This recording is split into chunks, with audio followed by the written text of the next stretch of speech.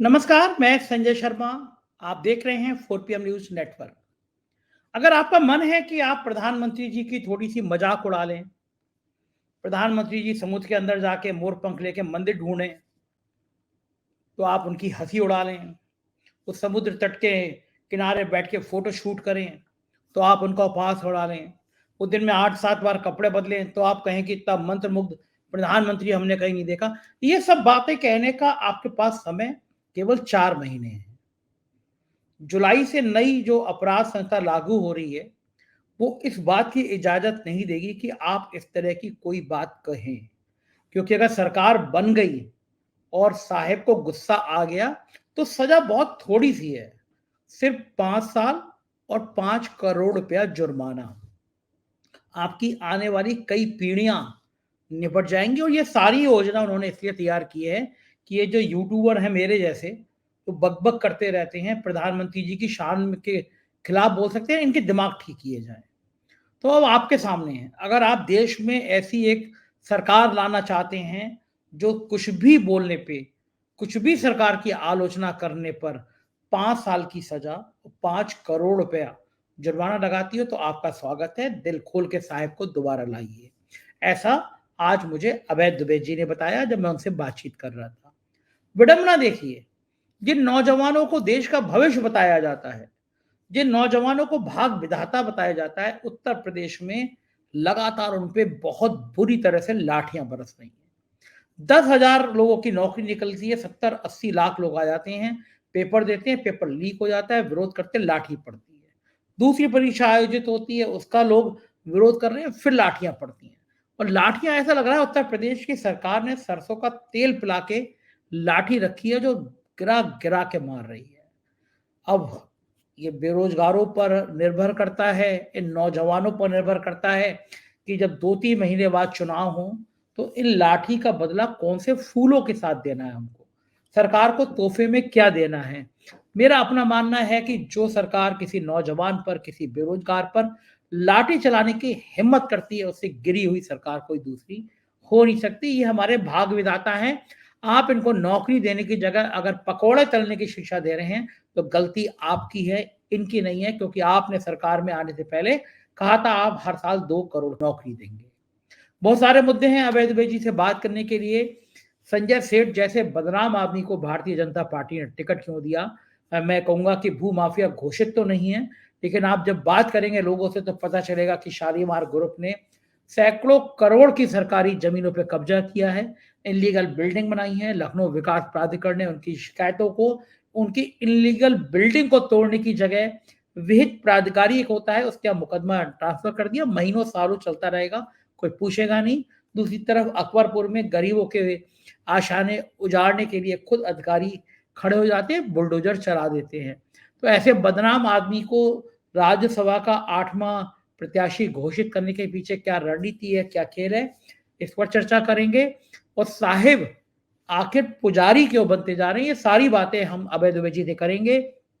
जाने-माने पत्रकार हैं अभय जी, देश के बड़े-बड़े टीवी चैनलों पे आप उनको सुनते रहते हैं, बहुत प्रशंसक हैं लोग उनके, बहुत विद्वान हैं। चलते हैं सीधे अभय दुबे जी के पास। स्वागत है अभय Dubey ji 4 PM news network में आपका। और बहुत सारे मुद्दे इकट्ठे हो जाते हैं मुझे आपसे बात करने के लिए। देखिए, मुझे बड़ा अच्छा लग रहा है हमारे प्रधानमंत्री जी देश की सब समस्याओं से मुक्ति पाके समुद्र में ड्राइव कर रहे हैं, नीचे जाके मोर पंखा लेकर भगवान का मंदिर ढूंढ रहे हैं। हुँ, कभी वो आराम से कहीं समुद्र के तट पे कुर्सी पे बैठे होते हैं, कहीं वो ड्राइव लगा के मंदिर ढूंढ रहे होते हैं। उधर हरियाणा में एक नेता का दिन दहाड़े मर्डर होता है, उसका बेटा भारतीय जनता पार्टी पर आरोप लगाता है। उत्तर प्रदेश की लाठियां पुलिस ने तैयार कर रखी है, रोज बेरोजगार नौजवान भयंकर पीटे जा रहे हैं। कल हुँ, पीटे गए, आज पीटे गए, और दौड़ा दौड़ा के पुलिस बेरोजगारों को मार रही है। हुँ, इन सब घटनाओं के बीच में प्रधानमंत्री चैन की नींद सो रहे हैं, उन्हें दीन दुनिया से मतलब नहीं है। उत्तर प्रदेश में राज्यसभा का चुनाव बहुत रोचक उसमें पहुंच गया है।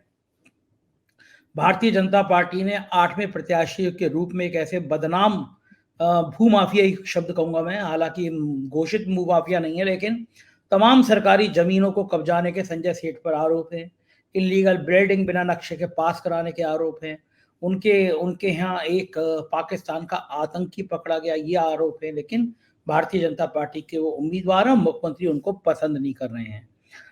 इन सब पे मैं चर्चा करना चाहूंगा, लेकिन सबसे पहले आपको प्रधानमंत्री के उस सुंदर से समुद्र के बारे में क्या कहना है? कितनी बढ़िया लग रहे थे, मोरपंख हिलाते हुए नीचे समुद्र में जा रहे थे। प्रधानमंत्री ये एक्ट करके क्या संदेश देना चाह रहे हैं चुनाव से पहले अपने मतदाताओं को? देखिए, प्रधानमंत्री जिस प्रवृत्ति की नुमाइंदगी आजकल कर रहे हैं, ये जो घटना थी कि उन्होंने समुद्र के अंदर स्कूबा डाइविंग करके दूसरे डाइवर्स की मदद से, क्योंकि जब वो स्कूबा डाइविंग कर रहे हैं तो दूसरे डाइवर्स भी उन्हें साधे हुए हैं। प्रधानमंत्री तो कोई विशेषज्ञ स्कूबा डाइवर है नहीं, तो उनकी मदद से वो जाते हैं नीचे, और वहां पर जो जहां मान्यता है कि यहाँ पर द्वारका का छिपा हुआ स्थान है, तो वहां पर वो मोर पंख से आराधना करते हैं और बाद में आके कहते हैं कि मुझे बड़ी अलौकिक अनुभूति हुई वहां जाकर। तो मैं समझता हूं कि ये उस प्रवृत्ति का चरम उत्कर्ष है जिसकी वो नुमाइंदगी कर रहे हैं। वो प्रवृत्ति ये है कि वो हर जगह मंदिर, भव्यता, धार्मिक स्थल वगैरह उनकी तलाश में है और सबसे अपने आप को जोड़ना चाहते हैं। प्रधानमंत्री का पूरा ड्राइव, मतलब पूरी मुहिम जो पिछले लंबे अरसे से चल रही है, वो दरअसल अपने आप को इस देश का एक धार्मिक मुखिया दिखाने की मुहिम है।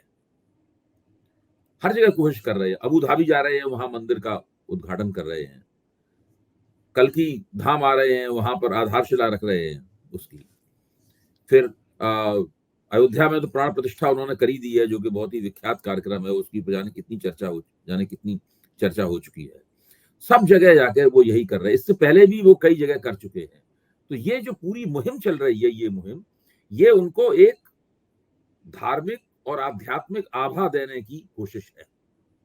क्योंकि वो प्रचार कुशल हैं, उनसे ज्यादा प्रचार कुशल प्रधानमंत्री भारत के इतिहास में कभी नहीं हुआ। सभी प्रधानमंत्रियों को थोड़ा बहुत अपने प्रचार की भूख होती है। जवाहरलाल नेहरू को भी थी, वो भी अखबार में छपने से पहले देखना चाहते थे कि भाई उनकी तस्वीर दिखा दीजिए, वो कैसे लग रहे हैं उसके अंदर। इंदिरा जी बड़ी अपनी साड़ियों वगैरह का ख्याल रखती थी।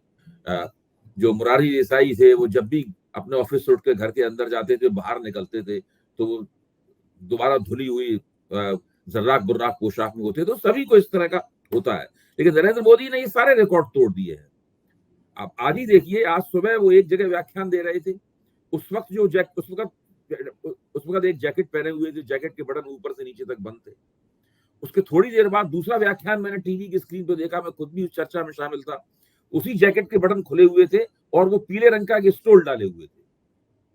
सिर्फ 1.5-2 घंटे के अंदर उन्होंने अपना रूप बदल लिया। तो ये जो प्रतिभा है प्रधानमंत्री की, ये जो नाटकीयता है उनके व्यक्तित्व की, और साथ में देश का राजनीतिक मुखिया होने के साथ साथ में एक धार्मिक और आध्यात्मिक मुखिया बनने की जो एक चाहत है प्रधानमंत्री की, ये अपने आप में अभूतपूर्व है। और इससे वो क्या साबित करना चाहते हैं? देखिए, उनको भगवान विष्णु का अवतार कहा जा चुका है, और ये अवतार चंपत राय जी ने उनको कहा था। भारतीय जनता पार्टी के किसी भी प्रवक्ता ने, किसी नेता ने, किसी भी व्यक्ति ने, यहाँ तक कि भारतीय जनता पार्टी में उनके जो कुछ छुपे हुए खुले हुए आलोचक हैं, उन्होंने भी इसके ऊपर कभी उंगली नहीं रखी। तो एक तरह से देखा जाए तो उन्होंने भी तो कहा देवताओं का देवता। देखिए, एक तरह से नरेंद्र मोदी की पूरी कोशिश है कि उन्हें किसी न किसी प्रकार से, किसी न किसी रूप में, वो नाम क्या होगा अभी तय नहीं है, लेकिन कोई अवतार मान लिया जाए उनको। देखिए, बुद्ध जो है वो विष्णु के 9वें अवतार माने गए हैं। कल की 10वें अवतार हुए, और अब 11वां अवतार बनने की ये पूरी कोशिश है। और इसमें वो गुफा में तपस्या करते हुए उनकी तस्वीर आ चुकी है। उस वक्त वो शायद पीले कपड़े पहने हुए थे। उसके बाद खुले में तपस्या करते हुए तस्वीर जो आई थी, उसमें वो सफेद कपड़े पहने हुए थे। उसके बाद जो विश्वनाथ धाम गए, तो उस वक्त समुद्र उसमें नदी में उन्होंने नाव के ऊपर बैठ के एक तस्वीर खिंचाई बड़ी अदा से। उस वक्त बताया जाता है कि 16 कैमरे लगे हुए थे उनके इर्द गिर्द। अगर मेरी संख्या सही है तो शायद कुछ ज्यादा भी कैमरे हो सकते हैं।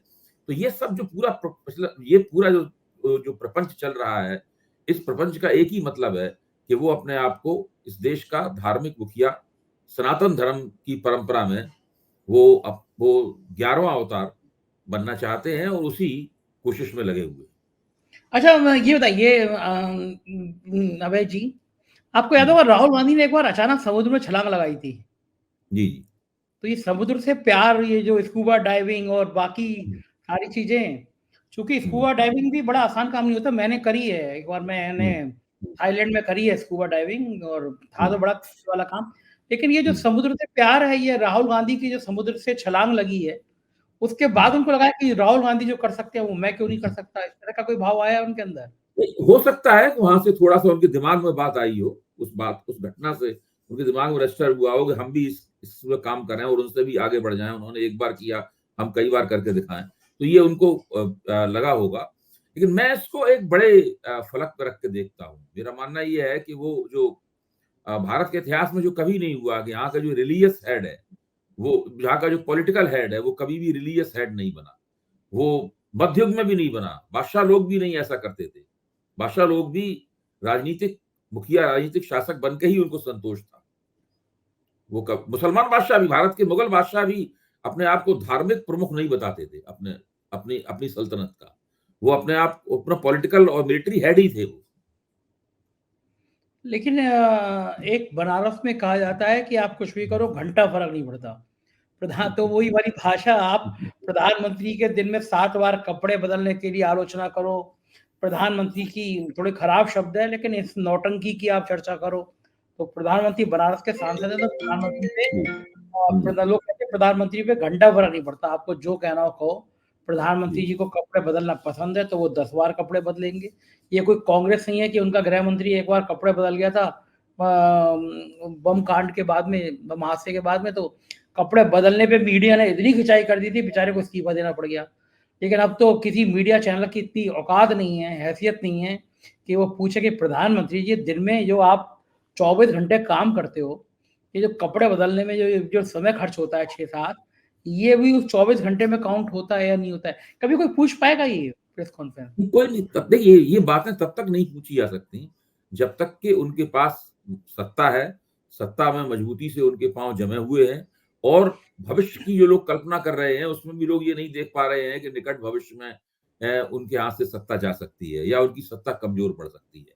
इस तरह का उन्होंने माहौल भी बना दिया है प्रचार के जरिए, और मीडिया इस काम में लगा हुआ है। आप कभी भी दिन में तो नहीं, आप मीडिया में जो थोड़ा देर शाम को होने वाले कार्यक्रमों को देखिए, तो बिल्कुल वो जैसे कि भारतीय जनता पार्टी का विज्ञापन चल रहा हो, नरेंद्र मोदी का विज्ञापन चल रहा हो, इस तरीके से उनकी गारंटियों की, उनकी खूबियों की, उनकी वेशभूषा की, उनके व्यक्तित्व की जो भव्यता है, इन सब की प्रशंसा में वो तमाम मीडिया चैनल लगे हुए हैं। अब जैसे कि मान लीजिए उन्होंने रेलवे को सवाल लेकर कोई झंडी हिलाई, तो मीडिया पे आके लिखेगा मोदी का प्रण, रेलवे का करेंगे उत्थान। अब मोदी ने भले ही न कहा हो, लेकिन मीडिया में कह रहा है कि ये मोदी का प्रण है। तो मीडिया और भी 2 कदम आगे बढ़ के ये कर रहा है। तो इस तरह से जो माहौल बन गया है, उसने उनके अंदर आत्मविश्वास अति कर दिया है, आत्मविश्वास की अति कर दी है। इस वक़्त क्या नरेंद्र मोदी काफ़ी अति आत्मविश्वास से भरे हुए हैं। और इसीलिए वो कह रहे हैं, वो मंत्रियों से कह रहे हैं कि आप 100 दिन का, आप चुनाव में 100 दिन नहीं रह गए। वो कह रहे हैं आप 100 दिन का कार्यक्रम बताइए। अभी सरकार ने ऐलान किया है कि 1 जुलाई से वो नई अपराध संहिता लागू होगी।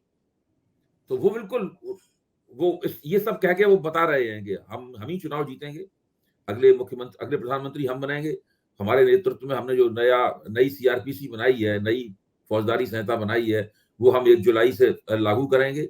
तो ये सब पूरा चल रहा है। बिल्कुल 2004 में जिस तरह की स्थिति थी, जब प्रमोद महाजन को और अटल बिहारी वाजपेयी सबको विश्वास था कि वो चुनाव जीतने वाले हैं 100%, केवल चुनाव घोषणा होनी बाकी है, चुनाव तो वो जीत ही चुके हैं। भाजपा में नरेंद्र मोदी, अमित शाह के इर्द-गिर्द इसी किस्म का माहौल है। ये 2014 और में तो कोई सोच नहीं सकता था कि प्रधानमंत्री जी के खिलाफ एक शब्द लिखा जा सकता है, मीम बन सकता है। 2019 में भी ये था। लेकिन अब अवैध जी सोशल मीडिया पे प्रधानमंत्री जी की मजाक बहुत उड़ने लगी है।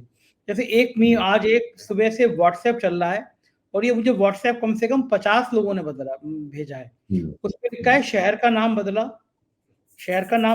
स्टेशन का नाम बदला, हद तो तब हो गई जब जुमले का नाम बदलकर गारंटी योजना कर दिया। कि मोदी की गारंटी है। तो लोग अब इस तरह के कर रहे हैं कि भाई अब ये जो है आपने उसका नाम ही बदल के आपने कर दिया। तो ये मैं ये जानना ही चाहता हूँ कि सोशल मीडिया पे अचानक प्रधानमंत्री के खिलाफ जो माहौल चेंज हुआ है, इसके क्या मतलब निकलते हैं? क्या देखिए इसमें मुझे एक बात लग रही है, वो पहले भी आपसे मैं अनौपचारिक बातचीत में चर्चा कर चुका हूँ और आज औपचारिक बातचीत में चर्चा कर रहा हूँ। सोशल मीडिया में प्रधानमंत्री की आलोचना करना और भारतीय जनता पार्टी की सरकार की आलोचना करने के दिन मेरी निगाह में गिने चुने रह गए। 1 जुलाई से जब नई सीआरपीसी लागू होगी, जो 3 नए कानून बनाए हैं वो लागू होंगे जब, तो उस वक्त यूट्यूबर्स के लिए और सोशल मीडिया पर अगर इस प्रकार की आलोचनाएं होंगी और सरकार अगर उन आलोचनाओं का बुरा मानती है तो और मुकदमा कायम करती है, गिरफ्तारी अगर होती है, तो 5 साल की सजा और 5 करोड़ रुपए जुर्माना है। 5 करोड़ 5 करोड़ रुपए जुर्माना है। यूट्यूबर्स की अगर तो आपने किसी का, सुनिए, अगर आपने किसी का स्टिंग ऑपरेशन किया तो स्टिंग ऑपरेशन करने पे भी इसी किस्म की सजा है। पहले क्या था कि सरकार के ऊपर, सरकार के लिए भी स्टिंग ऑपरेशन करना अवैध था। निगरानी करना, किसी की चुपचाप तस्वीर खींचना, किसी की आवाज रिकॉर्ड करना, किसी की दिनचर्या पर निगाह रखना, सरकार के लिए फोन टैप करना, ये सरकार के लिए भी जुर्म था और व्यक्ति के लिए भी जुर्म था। दोनों दोनों सरकार को भी इजाजत लेनी पड़ती थी इस बात की। अब क्या है, नई क्रिमिनल संहिता में सरकार को इसका अधिकार दे दिया गया है और व्यक्ति जो है ऐसा करेगा तो उसके ऊपर मुकदमा चलेगा और उसको सजा होगी और उसको इतना लंबा चौड़ा जुर्माना देना पड़ेगा। देखिए, अब व्यक्ति की आजादी के, सोशल मीडिया के, यूट्यूबर्स के बहुत बुरे दिन आने वाले हैं और बहुत कम समय रह गया है। सरकार ने नए कानून में पूरा इंतजाम कर दिया है कि सोशल मीडिया पे उनकी जो आलोचना होती है, या मान लीजिए उनका कहीं मजाक उड़ाया जाता है, कहीं उनके ऊपर व्यंग बाण छोड़े जाते हैं, कहीं थोड़ा मखौल उड़ाया जाता है उनका, उसको किस तरीके से दबाया जाएगा।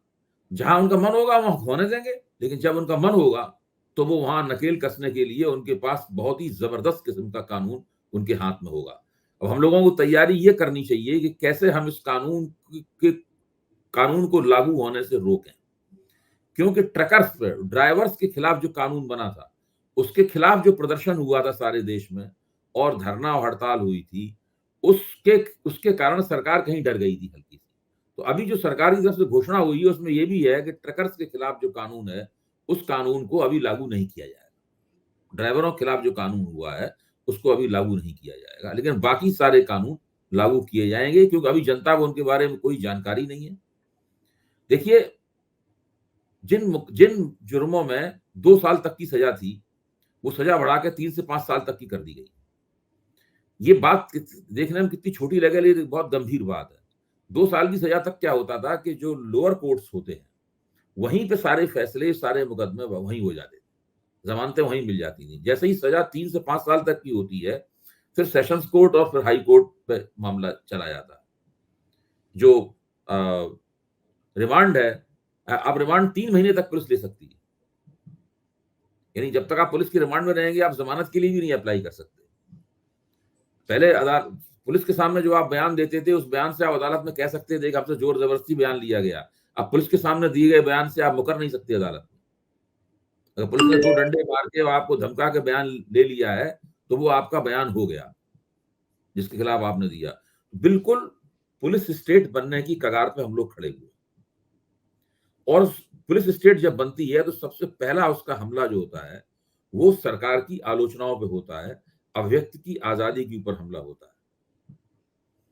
सबसे ज्यादा मेरे इधर उधर से सब दिमाग हटा के, सब लोगों का दिमाग चुनाव फंसा हुआ है और सरकार ये करने जा रही है।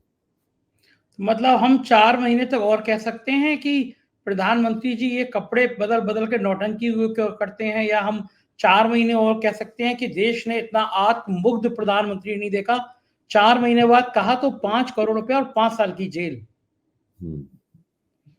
देखिए, एक वकील साहब है, उनका मैंने पूरा कार्यक्रम देखा। वो एक एक धारा और दफा की व्याख्या करके बता रहे थे। ये बात एक वकील द्वारा बताई गई बात है, जिसके आधार पर मैं कह रहा हूं। मैं कोई कानून का जानकार नहीं हूं, मेरा मन भी बहुत नहीं लगता धाराओं, दफाओं और कानून की किताबें पढ़ने में। सही बात है। लेकिन जब मैंने वकील वाले का प्रोग्राम देखा तो बहुत ध्यान से सुना, 1 घंटे सुना पूरा प्रोग्राम और नोट किया बैठ के कागज पर इसमें क्या क्या है, कौन कौन सी दफाएं बदली हैं, क्या बदली हैं। ये बहुत गंभीर मसला है, इस पर अलग से कोई प्रोग्राम कीजिए आप, और मुझे भी बुलाइए और उसमें किसी मशहूर वकील को भी बुलाइए, हम तीनों करेंगे मिलकर प्रोग्राम। बिल्कुल ठीक ये है, बिल्कुल ठीक असल है। में एक तरफ आम लोगों के शिक्षण के लिए भी बहुत जरूरी है, हाँ, क्योंकि सबके जानकारी। ऊपर तलवार गिरने वाली है, सबके ऊपर गाज गिरने वाली है। और ये गिरेगी तब जब जुलाई में जब सरकार बदल ये आ जाएगी दोबारा। जी जी जी जी। अटका दिया ममता बनर्जी ने, कर्नाटक ने, महाराष्ट्र ने और बिहार ने, और यूपी में योगी जी का गुस्सा बरकरार रहा, तो मोदी जी की तो बाय बाय हो जाएगी। मोदी जी फिर अपने देखिए, लिए अगर अगर ये कहीं अटके तो मैं जिन जिन स्टेट्स को स्विंग स्टेट मानता हूं, अपने अपना आकलन में बता रहा हूं, उस स्विंग स्टेट में एक तो पश्चिम बंगाल है, आपने ठीक कहा, ममता बनर्जी का नाम लिया। दूसरा स्विंग स्टेट है महाराष्ट्र, वहां अटक सकते हैं। तीसरा स्विंग स्टेट है बिहार। चौथा स्विंग स्टेट है कर्नाटक। यहां पे इनकी ज्यादा सीटें थी, और एक स्विंग स्टेट असम भी हो सकता है। तो ये स्विंग स्टेट हैं जहां पर मोदी जी का रथ जो है वो अटक सकता है, और इसकी भरपाई करने की वो कोशिश करेंगे उत्तर प्रदेश से। उत्तर प्रदेश के अलावा और बाकी जगहों पर सीटें हैं, लेकिन मोदी जी की जीतने की संभावना नहीं है। वो उत्तर प्रदेश में ही उनकी जीतने की संभावना है, तो वहां पे वो कोशिश करेंगे। अब देखिए, अगर भारतीय जनता पार्टी का आंतरिक समीकरण किस तरीके से काम करता है। राजा भैया हैं वहां पर, मुख्यमंत्री आदित्यनाथ हैं, आला कमान के साथ में उनका जो एक लगातार एक रनिंग बैटल है उनकी, वो है। तो ये सारी स्थितियां हैं। 8वां प्रत्याशी संजय सेठ को बना दिया, कोई चिंता नहीं की उन्होंने। इतना बदनाम शालीमार ग्रुप के यहाँ एक बार पंचम दल पे काम हो रहा था, एक पाकिस्तान का आतंकवादी पकड़ा गया। शालीमार ग्रुप ने सैकड़ों करोड़ की सरकारी जमीनों पे कब्जा किया है, ये खबरें छपी, जांच होती है, छाछ ठंडे बस्ते में डाल दी जाती है। अपार्टमेंट बनाया, 9 मंजिल अपार्टमेंट बनाया, परमिशन है, 12 मंजिल अपार्टमेंट बन गया। जब शिकायतें हुई तो वो विहित अधिकारी होता है लखनऊ विकास प्राधिकरण में, उसका मुकदमा डाल दिया गया कि अब ये सालों तक चलता रहेगा, अपार्टमेंट नहीं टूटेगा। तो जो आदमी सरकारी जमीनों, बाकी जमीनों का हड़पने का इतना आदी हो, इतना विवादित हो, उस संजय सेठ को 8वां प्रत्याशी बना के, वो जो समाजवादी पार्टी में इतना करीब रहा हो मुलायम सिंह जी का, जी जी। उसको 8वां प्रत्याशी बना के क्या संदेश मतलब दिया मीडिया बात। में तो यही कहा जा रहा है कि पहले वो समाजवादी पार्टी में थे, अब वो भाजपा में गए हैं। मीडिया में तो यही कहा जा रहा है, और और भाजपा को पूरी उम्मीद है कि वो अपने साथ समाजवादी पार्टी के भी कुछ वोट लाएंगे। मुझे लगता है कि भाजपा ने उनके साथ जो डील की है, जिस डील की आज बड़ी चर्चा हो रही है, मतलब मैं ये नहीं कह रहा हूं ये, आज सवेरे मैं कई घंटे तक टीवी पर था, तो इस डील की चर्चा हो रही है। उस डील में यही है कि अपने साथ वो समाजवादी पार्टी के वोट भी लाएंगे, और कुछ वोटों का इंतजाम बीजेपी करेगी, और कुछ तो धन धान्य से संपन्न व्यक्ति हैं, तो कुछ वो और दूसरे तरीके से भी तमाम वोटों का इंतजाम करेंगे। और तमाम पार्टियां जो हैं वो तमाम लोग जिनके पास राजभर हैं, अब राजभर के पास कितने वोट हैं, मेरे ख्याल से 2 वोट होंगे मेरे ख्याल से ओम प्रकाश राजभर के पास। नहीं, ज्यादा वोट हैं, और एक वोट तो उनका जेल में ही है, मुख्तार अंसारी का बेटा जेल में ही है, हाँ, उनके साथ तो किया राजभर जाए। जी की भी इस आज काफी गुड्डी चढ़ी हुई थी, उनके साथ भी इंटरव्यूज वगैरह चल रहे थे कि किसको वोट मिलेंगे, क्या वोट मिलेंगे। तो वो भी बैठे हुए कह रहे थे कि हमारे वोट वही है जहां मैं हूँ। उनका हाँ, जवाब ये था, आपके वोट कहाँ है? उन्होंने कि जहां मैं हूँ वहीं मेरे हम्म। वोट है। हाँ, तो वो इस तरीके से काम चल रहा था। उसके बाद में फिर राजा भैया के साथ भी एक मीटिंग चल रही थी। हाँ, राजा तो भैया ने तो वो कह दिया कि मैं बीजेपी राजा के, भैया क्योंकि और ओम प्रकाश राजभर की भी मीटिंग हुई है। राजा भैया और हाँ, ओम क्योंकि प्रकाश राजभर की भी मीटिंग हुई है। राजा भैया योगी आदित्यनाथ के राइट हैंड माने जाते हैं। अगर राजा भैया चले जाते तो ये हम्म, खुली बगावत हो जाती योगी आदित्यनाथ की। तो योगी जी भी अपने कार्ड सही चल रहे हैं, तो राजा भैया ने कहा है हम भाजपा के साथ जाएंगे, लेकिन गेम क्या पलट जाए ये कहानी कुछ है। पता नहीं। दूसरी ओर उत्तर हम्म, प्रदेश में पुलिस ने लाठी में सरसों का तेल लगा लिया है। हम्म, नौजवान रोज पीटे जा रहे हैं, बुरी तरह से पीटे जा रहे हैं। अबे जी, लोकतंत्र में जब बेरोजगारों पे 10,000 नौकरी जगह निकली, 70-80 लाख लोग आ गए, परीक्षा निरस्त हो गई, आदमी आंदोलन कर रहा है, उसमें लाठियां चल रही हैं। जब हम्म, लोकतंत्र पे सरकारें नौजवानों पर, बेरोजगारों पर लाठियां चलाती हैं, तो हम्म। उन सरकारों का हश्र क्या होता है। देखिए, मैं पहले भी कहता रहा हूं कि लोकतंत्र में सिद्धांत तो ये कहता है, और व्यवहार बुद्धि तो ये, मतलब ये एक तरह का तार्किक मस्तिष्क तो ये कहता है कि ऐसे मौके पर इस तरह होने वाले आंदोलन सत्तारूढ़ दल के लिए नुकसानदेह साबित होते हैं। सड़क पे बेरोजगारों का आंदोलन है, उनका पर्चा लीक हो गया है, अब उनकी पिटाई भी हो रही है बुरी तरीके से। यही नहीं, बिहार में भी देखिए जो ग्राम रक्षा दल वाले लोग हैं, वो अपनी नौकरियां स्थायी करने के लिए आंदोलन कर रहे थे। तो सरकार ने, नीतीश कुमार जी के मुख्यमंत्री हैं, कितनी बेदर्दी के साथ टीवी पे आया था, उनको बुरी तरह लाठियों से पूरी तरीके से धुना जा रहा है अंधाधुंध। अब इन लोगों को क्या लगता है? इन लोगों को लगता है कि हम सत्ता में हैं और हमें मिलने वाला वोट जो है वो इस प्रकार के आंदोलनों से, उस प्रकार की घटनाओं से प्रभावित नहीं होगा। यानी बेरोजगारी और महंगाई, ये जो आर्थिक प्रश्न है, वो आर्थिक प्रश्न वोटों को प्रभावित नहीं करता। मतदान प्राथमिकताएं लोगों की नहीं बदलती। जो लोग हमारी पुलिस की लाठियों से चोट खा के घर लौटेंगे, वो 2 3 4 5 8 10 दिन तक नाराज रहेंगे। उसके बाद में कुछ लोग, हो सकता है नाराजगी की वजह से वोट डालने ही न जाए, हो सकता है कुछ लोग खिलाफ भी वोट कर दें, लेकिन अंततः उनका जो बड़ा हिस्सा होगा वो किसी न किसी समुदाय का सदस्य है, किसी न किसी जाति का सदस्य है। तो जाति के लोग जिधर जाएंगे उधर वो भी जाएंगे। एक इस प्रकार की धारणा पे लंबे अरसे से नेताओं के बीच में बन चुकी है, सत्तारूढ़ लोगों के दल बन चुकी है। वो मानते नहीं है कि इस प्रकार की घटनाएं उनके खिलाफ एंटी इनकम्बेंसी को बढ़ावा देती हैं, इसलिए उन्होंने इसकी चिंता करना बंद कर दिया। लेकिन होता क्या है, जब चुनाव आएंगे तो फिर ये जो गुस्सा है, एक तो अग्निवीर से लेकर और बाकी नौकरियों तक, ये जो गुस्सा उबल रहा है, क्या सरकार को लगता नहीं है कि फिर ये वोट की शक्ल में बहुत नुकसान पहुंचा सकते हैं नौजवान? अगर विपक्ष इन बेरोजगारों को एक ठोस उनके सामने ब्लूप्रिंट पेश करे, इस बात को मैं बार बार कहता हूं, 4 PM के मंच पे कहता हूं बार बार, कि अगर अपोजिशन पार्टियां, अगर अखिलेश यादव और कांग्रेस के नेतृत्व में उत्तर प्रदेश में जो मोर्चा बना है, वो मोर्चा बेरोजगारों के सामने एक ठोस ब्लूप्रिंट पेश करे, जैसे वो कह सकता है कि हम अग्निवीर खत्म कर दें। भाई अग्निवीर की सब लोगों ने आलोचना की है, तो आप चुनाव में कहिए ना दावेदारी के साथ कि हम अग्निवीर खत्म कर देंगे, हम आपको फुल कमीशन देंगे, सही बात पूरी है, नौकरी देंगे, आधी अधूरी नौकरी क्यों देंगे हम? देना भी चाहिए।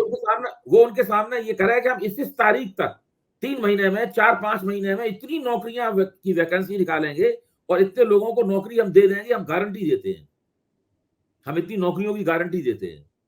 जब वो ऐसा करेंगे तो बहुत बड़े पैमाने पर जो नौजवान लोग हैं, जो रोजगार की तलाश में हैं, जो सरकार से असंतुष्ट हैं, सरकार की पिटाई से आहत हैं, उनकी बेइज्जती हुई है, उनको शारीरिक रूप से चोट पहुंचाई गई है, उनका भविष्य अंधकारमय है, वो लोग विपक्ष को वोट देने के बारे में सोचेंगे। उनकी जात बिरादरी के चौधरी कोई भी फतवा देते रहे, वो उसकी परवाह नहीं करेंगे। लेकिन विपक्ष की तरफ से एक ठोस कार्य योजना बेरोजगारी के सवाल पर उनके सामने रखी जानी चाहिए। ये जब तक नहीं होगी, तब तक वो केवल इसलिए अपनी जो उन्होंने 2019 में भी भाजपा को वोट दिया है, 2014 में भी भाजपा को वोट दिया है, उनके पिताजी भी मान लीजिए बीजेपी बहुत दिनों से उत्तर प्रदेश में जीत रही है, पहले 10 साल से। भाई 2 लोकसभा के और 2 विधानसभा के बड़े चुनाव जीत चुकी है उत्तर प्रदेश में भारतीय जनता पार्टी, और उसका मतदान प्रतिशत 50% और 50% से ऊपर है। तो ज्यादातर लोगों ने, परिवारों ने इस तरह वोट दे रखे हैं उनको, तो वो उनके परिवार में इस मतदान के इस रुझान के खिलाफ बगावत तभी होगी जबकि विपक्ष की तरफ से एक ठोस ब्लूप्रिंट लोगों के सामने रखा जाए। हाँ, बिल्कुल ठीक बात है। और जब ऐसी तरह किसानों का भी है, क्योंकि किसान आंदोलन कर रहे हैं लगातार, और लेकिन राहुल गांधी ने कह दिया हम सरकार में है तो हम एमएसपी देंगे। तो एक लाइन ली उन्होंने कि हम एमएसपी देंगे, इसी तरह की लाइन लेनी चाहिए। नहीं, अब देखिए राहुल गांधी ने कहा है कि हम एमएसपी देंगे, लेकिन ये तो जो कांग्रेस शासित राज्य सरकारें हैं, उन लोगों को एमएसपी की गारंटी दे देनी चाहिए। उन लोगों को एमएसपी की गारंटी देने के कानून बनाने के लिए विधानसभाओं में प्रस्ताव मूव कर देना चाहिए। ठीक बात है, मैसेज चला जाएगा। हम लोगों को दिखाई पड़ेगा कि ये वास्तविक केवल हवाई वायदा नहीं है, ये कि बाद में चुनावी जुमला नहीं है, चुनाव जीत जाएंगे फिर नहीं करेंगे। बिल्कुल ठीक बात है। जो स्वामीनाथन रिपोर्ट है, भाई स्वामीनाथन रिपोर्ट तो कांग्रेस के जमाने में भी 8-9 साल ऐसे ही पड़ी रही ना, धूल खाती रही, कांग्रेस ने भी नहीं किया उसको। तो उसको दिखाने के लिए इन लोगों को बाकायदा ऐसा कुछ करना चाहिए ताकि लोगों को यकीन हो कि ये सब होगा। बिल्कुल ठीक है, तो उससे मैसेज जाएगा। बिल्कुल सही कह रहे हैं। मैसेज जाएगा, मैसेज जैसे जाएगा, जो सरकार के खिलाफ नाराजगी है वो सरकार के खिलाफ वोट में बदल जाएगी। बिल्कुल ठीक कह रहे हैं, और एक बड़ा वातावरण बनेगा। बहुत बहुत शुक्रिया अभय जी, आपने विस्तार से हमसे राजनीति की इतनी सारी बातें करी। कल फिर मिलेंगे, शुक्रिया। तो ये थे अभय दुबे जी और उन्होंने पूछा कि आखिर मोदी जी एक पुजारी के रूप में कन्वर्ट क्यों हो जा रहे हैं। मेरा मानना ये है कि अगर एनडीए की सरकार आती है, सीटें 220 225 आ जाती है, तो मोदी जी कहेंगे भाई मुझे प्रधानमंत्री मत बनाओ, मुझे एक राष्ट्रीय पुजारी का पद दे दो, मुझसे अच्छा भगवान के लिए नाटक करने वाला कोई नहीं हो सकता। मैं तपस्या करने जाऊंगा तो 16 कमरे कैमरे लगे होंगे, मैं समुद्र के नीचे जाऊंगा 2-3 लोगों को पकड़ के तो वहां कई कैमरे लगे होंगे, तो मैं एक राष्ट्रीय पुजारी का एक रोल अच्छा कर सकता हूं। आपको क्या कहना है इस बारे में? आपकी राय का इंतजार करूंगा। चैनल को ज्वाइन कीजिएगा, सब्सक्राइब करिएगा, बताइएगा जरूर। Thank you.